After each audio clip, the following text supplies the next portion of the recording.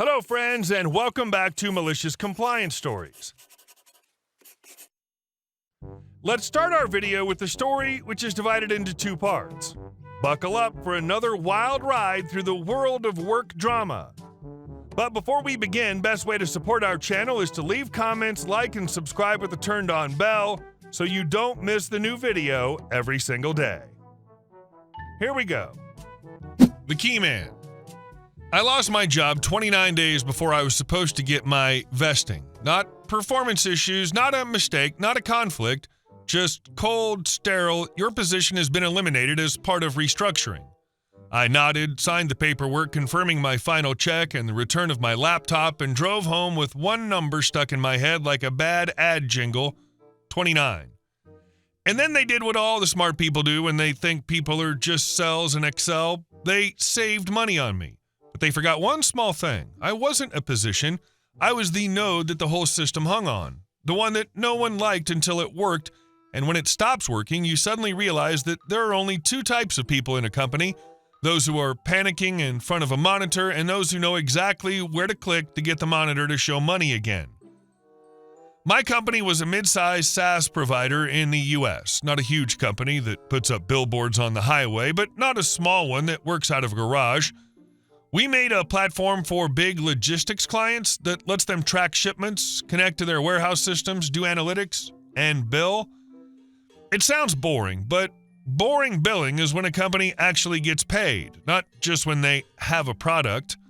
I became a member over 10 years ago. At the time, there were fewer than 100 of us, and everything ran on 2 servers and a lot of excitement.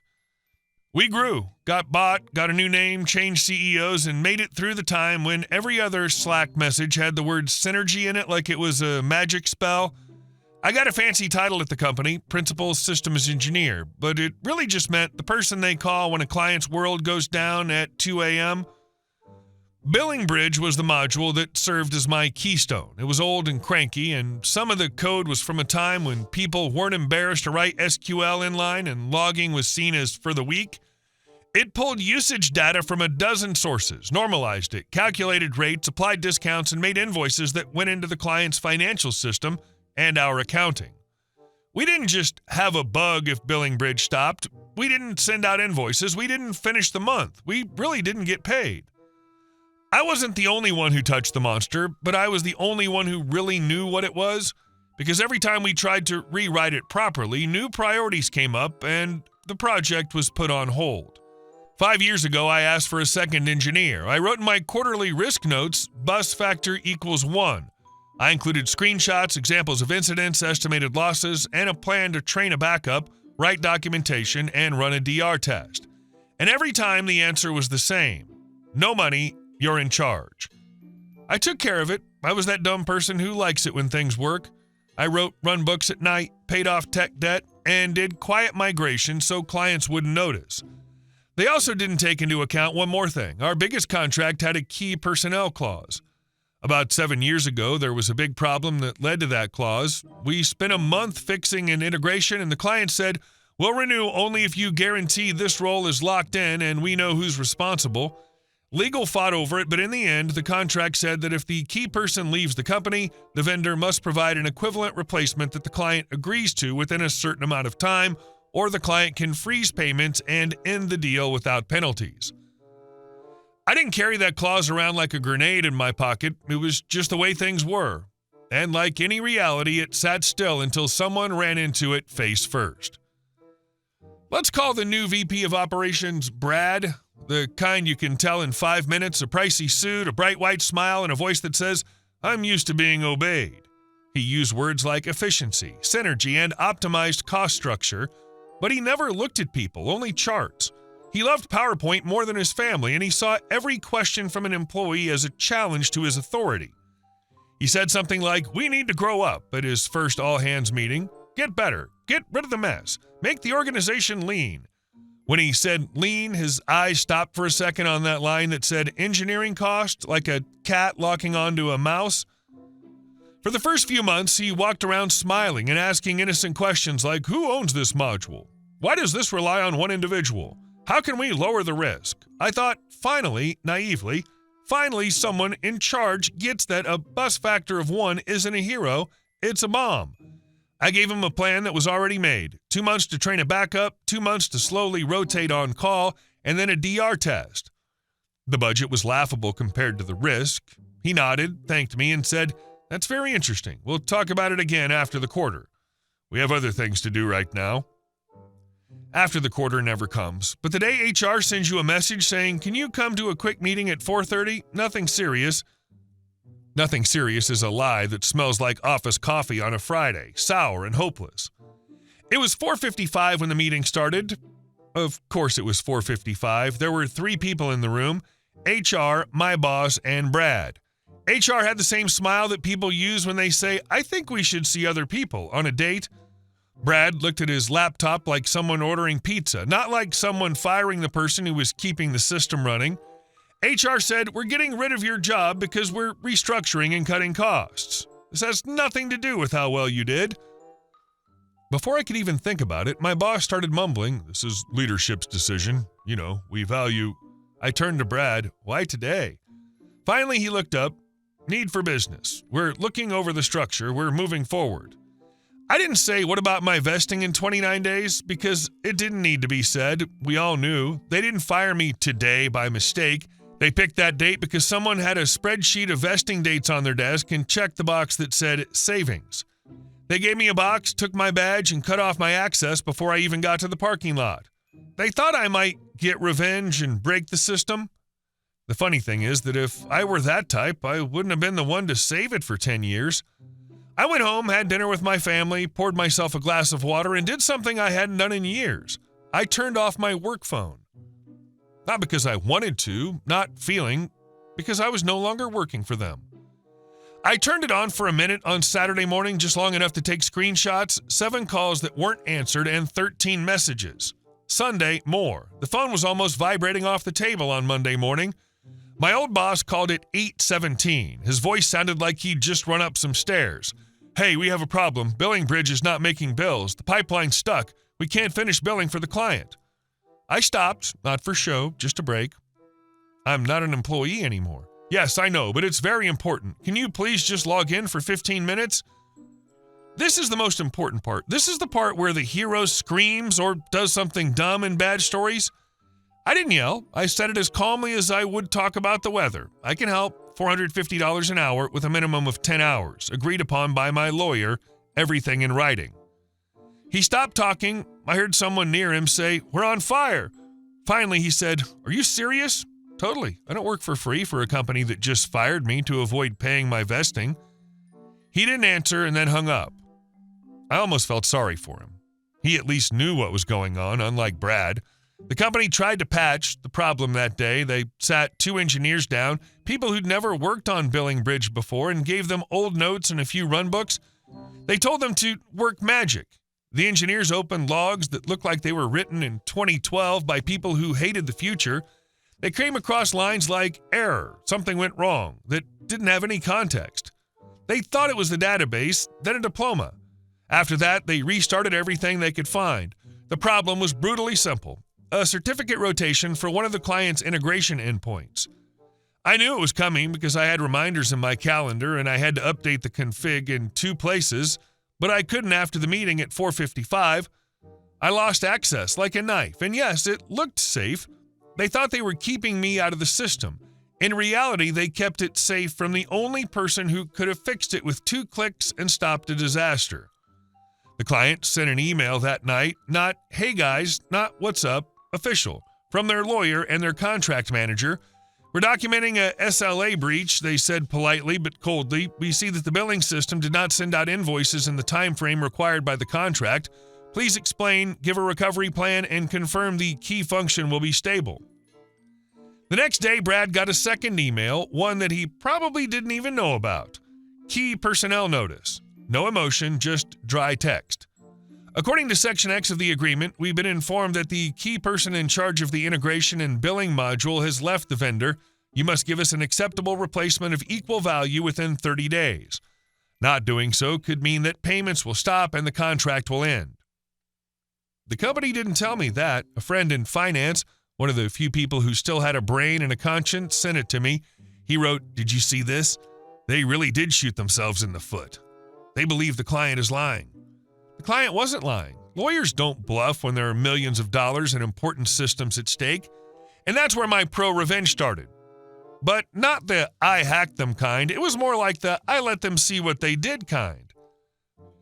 At the same time, I began to collect papers, not taking things, not breaking anything. I was just gathering my things, my performance reviews, thank you emails, screenshots of my risk logs with bus factor equals 1, my proposals for redundancy, and most importantly, the vesting documents and RSU schedules that HR liked to show you when they wanted you to feel like part of the future. I knew that if this wasn't a one-time thing, but a pattern, lawyers would care. And it was a pattern. My old QA lead texted me a week after I got fired and asked, "Did they fire you before vesting too?" He had 18 days left until his. Then a sales ops guy who was 22 days late. Then another senior engineer came in for about a month. Restructuring, position eliminated, and not about your performance were the same words for everyone. Everyone got good reviews. Nobody was warned. We met at a coffee shop like a group of people who had just found out they weren't robbed on the street, but in a conference room with a whiteboard. Someone joked that it was a professional sport to fire people before they got their benefits. It's like stealing the ball right before a goal. No one laughed. We got a lawyer for our job. He didn't seem surprised. He looked like he'd seen it 100 times. "We need dates," he said. "We need a plan. We need proof that this was planned and part of the system, not just a coincidence." We told him the dates. The pattern was perfect, as if it had been drawn with a ruler. And the best thing, the business began to make mistakes on its own. People do things they wouldn't do when they're calm, when they're in a panic. HR called me 2 weeks after I was let go. Same voice, but no sugar this time. "We'd like to talk about the chance of you coming back." "In what way?" I asked. "Getting advice. For a short time, we need to make some processes more stable. 10 hours minimum, $450 an hour. My lawyer will handle the contract, and we'll talk about my vesting separately." She stopped and said something I'll never forget. "Vesting is not a guarantee." I smiled. Then my knowledge isn't a sure thing either. We didn't make a deal. They wanted me to come in nicely, fill their hole, and then leave without making any noise or taking any money or shares. They didn't get that this was a new game. I wasn't mad. I was exact.